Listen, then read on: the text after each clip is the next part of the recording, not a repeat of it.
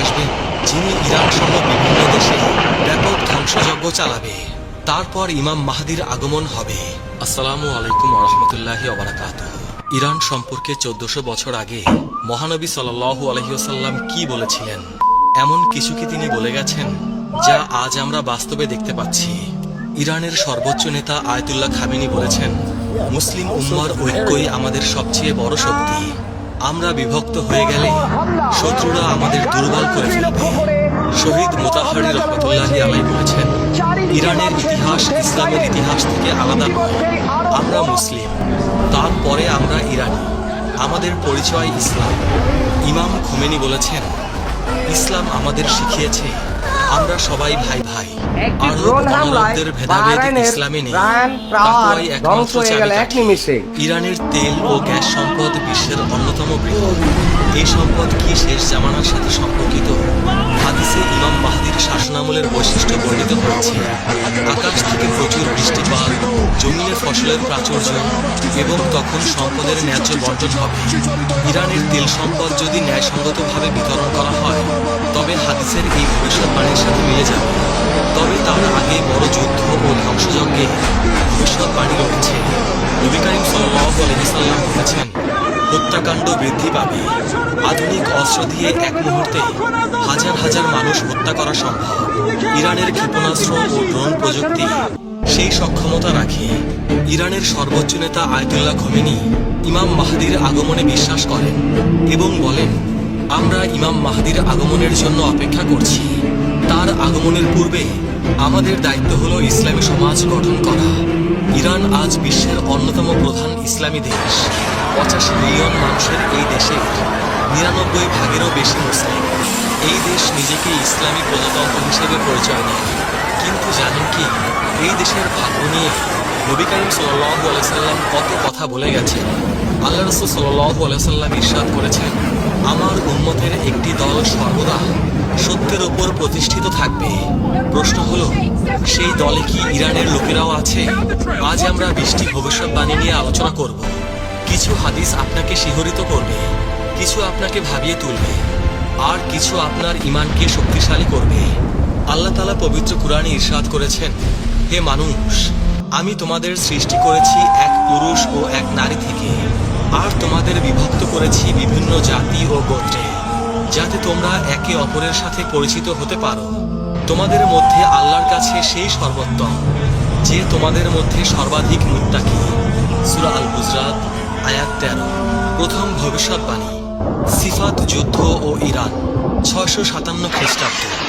ইসলামের ইতিহাসের এক গুরুত্বপূর্ণ অধ্যায়, সিফাত যুদ্ধ। আলী রাদিয়াল্লাহু তাআলা আনহু ও মুয়াবিয়া রাদিয়াল্লাহু তাআলা আনহুর মধ্যে এই যুদ্ধ সংগঠিত হয়। কিন্তু জানেন কি, এই যুদ্ধে ইরানিদের ভূমিকা কি ছিল? ইরান থেকে আগত সাহাবীরা, বিশেষ করে সালমান ফার্সি রাদিয়াল্লাহু তাআলা আনহুর অনুসারীরা এই যুদ্ধে আলী রাদিয়াল্লাহু তাআলা আনহুর পক্ষে লড়েছিলেন। নবী করিম সাল্লাল্লাহু আলাইহি সাল্লাম বলে গিয়েছিলেন, এমন ফিতনা আসবে যাতে বসে থাকা ব্যক্তি দাঁড়ানো ব্যক্তির চেয়ে উত্তম হবে। সহিহ বুখারী। সিফাত যুদ্ধ ছিল সেই ফিতনার অংশ। ইতিহাস বলে, ইরানি মুসলিমরা সংখ্যাগরিষ্ঠ ছিল। ইরানি মুসলিমরা ছিল আলী রাদিয়াল্লাহু তাআলা আনহুর সমর্থক। যুদ্ধের পর একদল ইরানি আলী রাদিয়াল্লাহু তাআলা আনহুর কাছে এসে বললেন, আমরা আপনার জন্য জান ও মাল কুরবান করতে প্রস্তুত। আলী রাদিয়াল্লাহু তাআলা আনহু তাদের দিকে তাকিয়ে বললেন, তোমরা সেই জাতির সন্তান যাদের সম্পর্কে মহানবী সাল্লাল্লাহু আলাইহি সাল্লাম ভবিষ্যৎবাণী করেছিলেন। ইতিহাস সাক্ষ্য দেয়, ইরানি মুসলিমরা সবসময় সত্যের পক্ষে দাঁড়িয়েছে। 2. দ্বিতীয় ভবিষ্যৎবাণী, আধুনিক ইরানের ভবিষ্যৎ। এখন প্রশ্ন, আধুনিক ইরানের কি হবে? নবী করিম সাল্লাল্লাহু আলাইহি সাল্লাম কি এই বিষয়ে কিছু বলে গেছেন? হয়তো সরাসরি বলেননি, কিন্তু একটি হাদিসে তিনি বলেছেন, আল্লাহ এই উম্মতের জন্য প্রতি 100 বছর পর এমন কাউকে পাঠাবেন যারা তাদের ধর্মকে সংস্কার করবে। আবু দাউদ। 1979 সালে ইরানে যে ইসলামী বিপ্লব ঘটেছিল, এই বিপ্লব কি মহানবী সাল্লাল্লাহু আলাইহি সাল্লামের সেই হাদিসের উদাহরণ?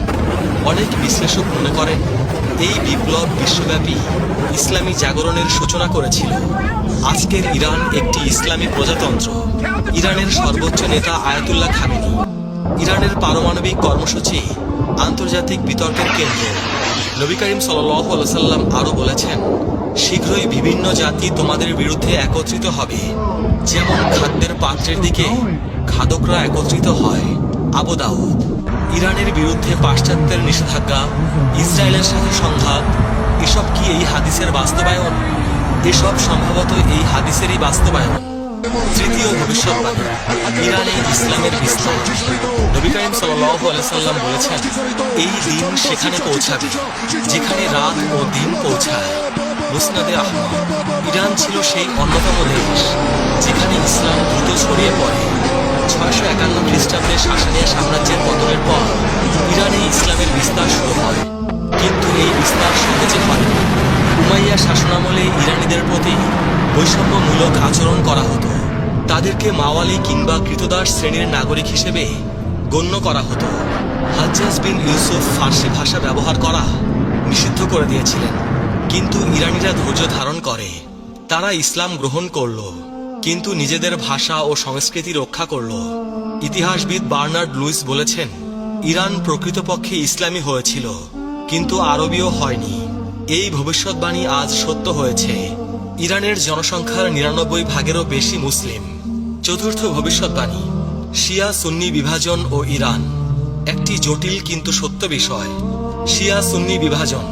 নবী করিম সাল্লাল্লাহু আলাইহি সাল্লাম কি এ বিষয়ে কিছু বলেছেন? তিনি বলেছেন, তোমরা অবশ্যই তোমাদের পূর্ববর্তীদের পথ অনুসরণ করবে। সহিহ বুখারী। এবং আরেকটি হাদিসে বলেছেন, আমার উম্মত ৭৩ ফিরকায় বিভক্ত হবে। আবু দাউদ। ১৬শ শতাব্দীতে সাফাবি রাজবংশ ইরানে শিয়া ইসলামকে রাষ্ট্রধর্ম হিসেবে গ্রহণ করে। এর আগে ইরানে সুন্নি ইসলামী প্রধান ছিল। আজ ইরান বিশ্বের বৃহত্তম শিয়া মুসলিম দেশ। প্রায় ৯০-৯৫% মানুষ শিয়া ইসলামের অনুসারী। এক্ষেত্রে আমাদের দৃষ্টিভঙ্গি কি হওয়া উচিত?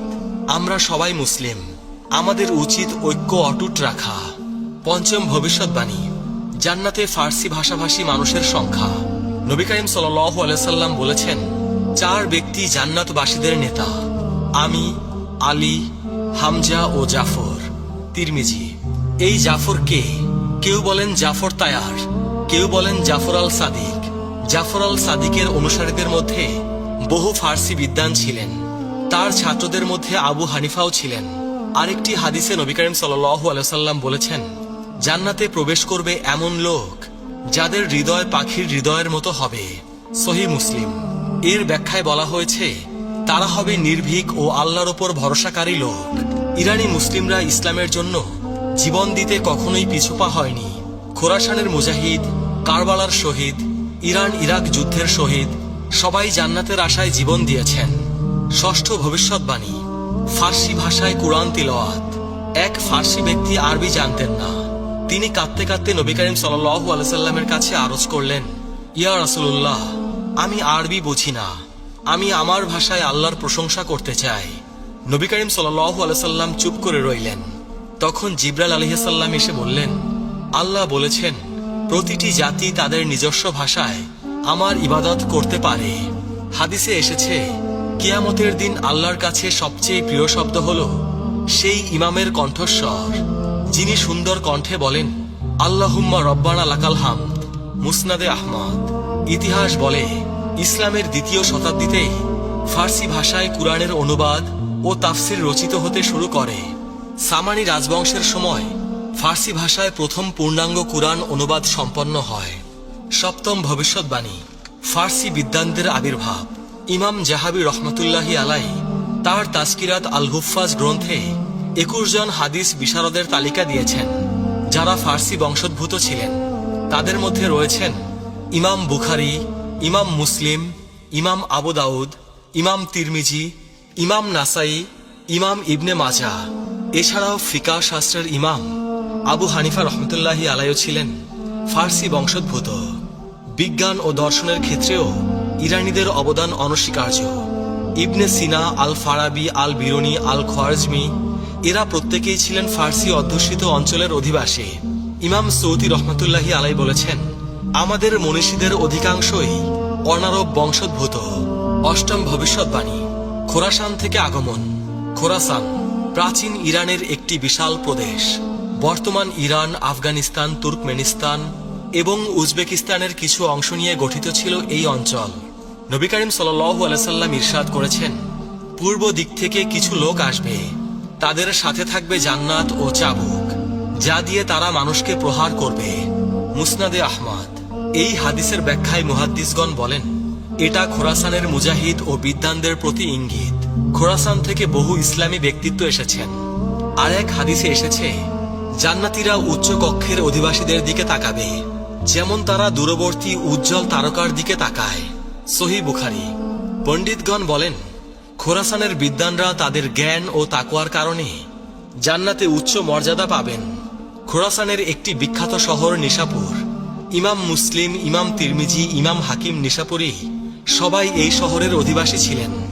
নবম ভবিষ্যৎবাণী। কারবালার ঘটনা ও ইরানি শোক। 680 খ্রিস্টাব্দের কারবালার ঘটনা। ইমাম হুসাইন রাদিয়াল্লাহু তাআলা আনহু এর শাহাদাত। ইরানি মুসলিমরা এই ঘটনার পর থেকে ইমাম হুসাইন রাদিয়াল্লাহু তাআলা আনহু এর শোকে মাতম করে আসছেন। একটি হাদিসে এসেছে, হুসাইন রাদিয়াল্লাহু তাআলা আনহু এর হত্যার জন্য মুমিনদের অন্তরে এক উত্তাপ রয়েছে, যা কখনো ঠান্ডা হবে না। মুসনাদে আহমদ।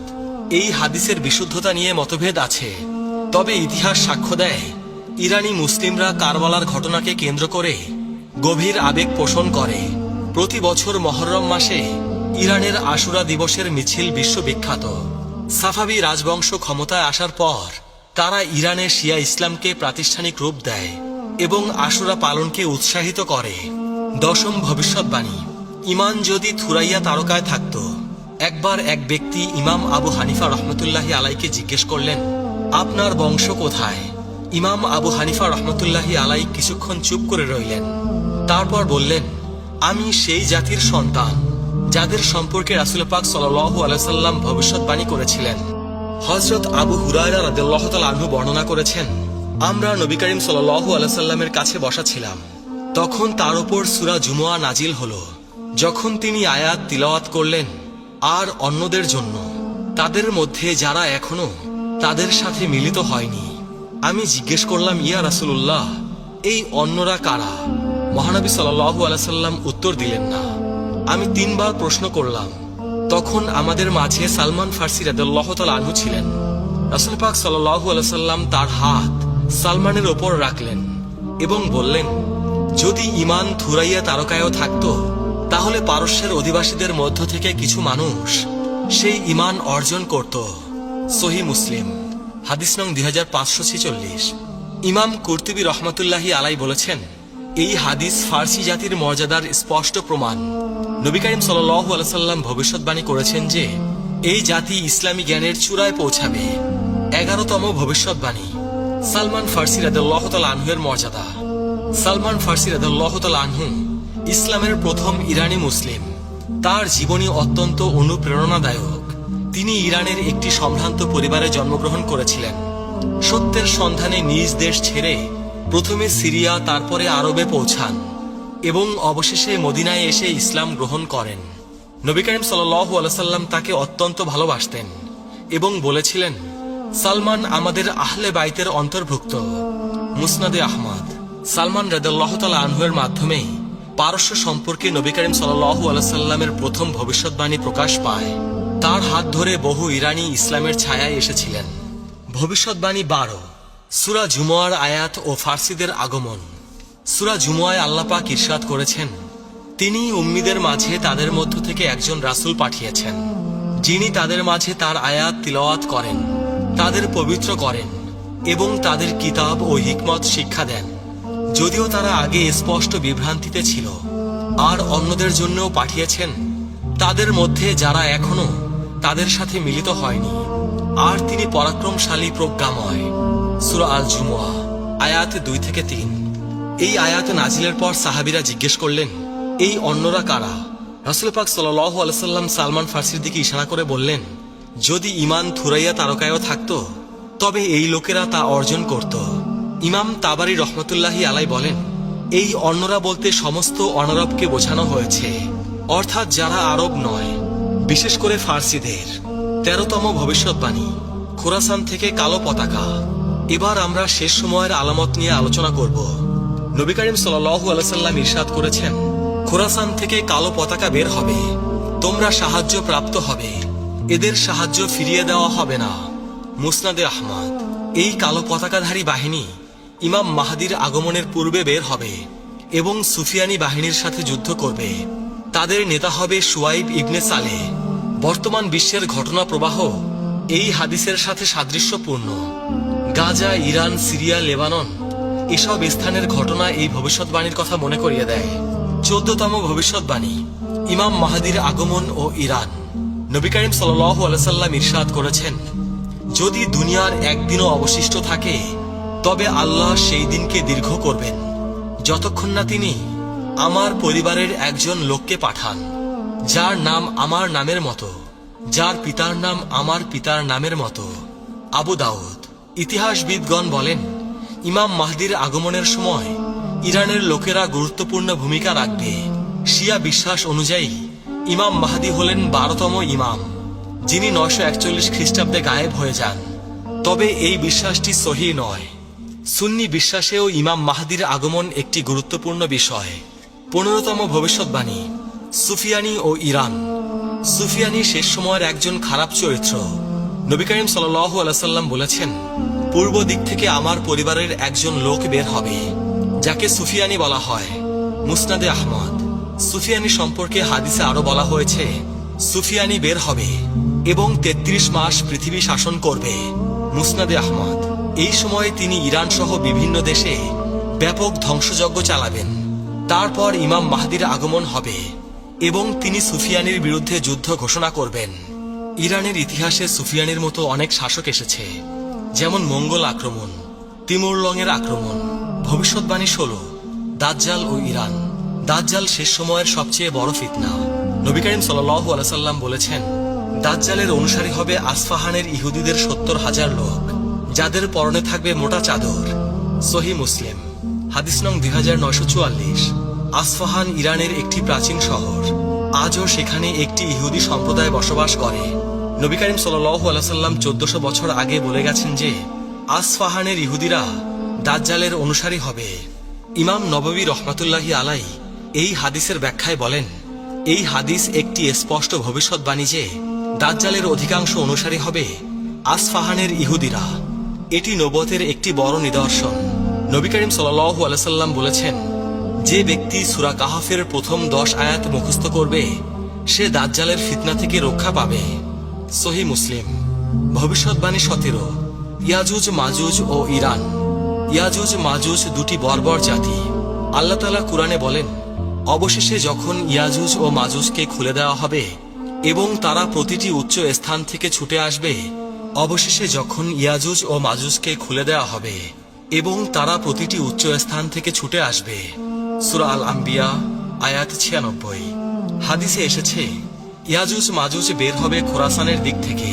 তারা এত বেশি সংখ্যক হবে যে তাদের সামনে কোনো কিছুই টিকতে পারবে না। নবী করিম সাল্লাল্লাহু আলাইহি সাল্লাম বলেছেন, ইয়াজুজ মাজুজ প্রতিদিন প্রাচীর খোঁড়ে।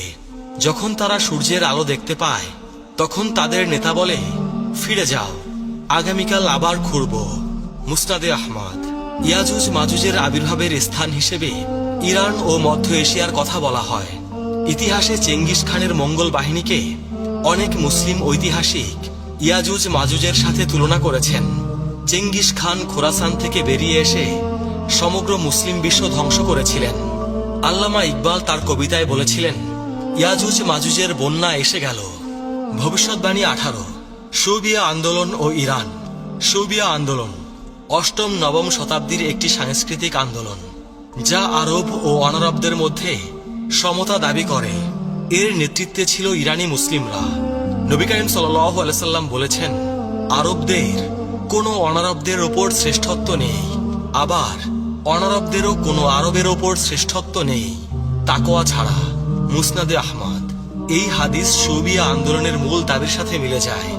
শৌবিয়ারা মনে করত ইসলাম সব জাতিকে সমান মর্যাদা দিয়েছে। শৌবিয়া আন্দোলনের ফলে ফার্সি ভাষা ও সংস্কৃতির পুনর্জাগরণ ঘটে। ফারদৌসির শাহনামা, রুদাকির কবিতা এসব এই আন্দোলনের ফল। আজকে আমরা কয়েকটি ভবিষ্যৎবাণী নিয়ে আলোচনা করলাম। কিছু ভবিষ্যৎবাণী স্পষ্ট, কিছু রহস্যময়, কিছু বর্তমান ঘটনার সাথে মিলে যায়। মনে রাখবেন, শেষ সময়ের আলামত নিয়ে গবেষণা করা জরুরি, তবে নির্দিষ্ট তারিখ বা ঘটনা নিশ্চিত করে বলা উচিত নয়। কিয়ামতের জ্ঞান একমাত্র আল্লাহর কাছে। আমাদের কর্তব্য ঈমান মজবুত করা, ইবাদত করা, দান করা, সৎ কাজের আদেশ দেওয়া, মুসলিম ঐক্য বজায় রাখা। নবী করিম সাল্লাল্লাহু আলাইহি সাল্লাম বলেছেন, মুসলিম মুসলিমের ভাই, সে তার উপর অত্যাচার করে না এবং তাকে অসহায় অবস্থায় ছেড়ে যায় না। সুতরাং ইরানের মুসলিমরা আমাদের ভাই। আমরা তাদের জন্য দোয়া করব, তাদের পাশে দাঁড়াবো এবং শেষ সময়ের সবচেয়ে বড় ফিতনা দাজ্জাল থেকে বাঁচতে আমরা দোয়া পড়ব। হে আল্লাহ, আমি আপনার কাছে কবরের শাস্তি থেকে, জাহান্নামের শাস্তি থেকে, জীবন ও মৃত্যুর ফিতনা থেকে এবং দাজ্জালের ফিতনা থেকে আশ্রয় চাই। আল্লাহ আমাদের সবাইকে হেদায়েত দান করুন। ইমাম মাহদির আগমনের সময় আমাদেরকে সত্যের পথে অবিচল রাখুন। দাজ্জালের ফিতনা থেকে আমাদেরকে রক্ষা করুন। আমাদের কবরকে জান্নাতের বাগানে পরিণত করুন। প্রিয় আখেরি নবীর উম্মত, আজকের ভিডিও এ পর্যন্তই। সবাই ভালো থাকবেন। আল্লাহ রাব্বুল আলামিন আমাদের সবাইকে হেদায়েত দান করুন। আমিন।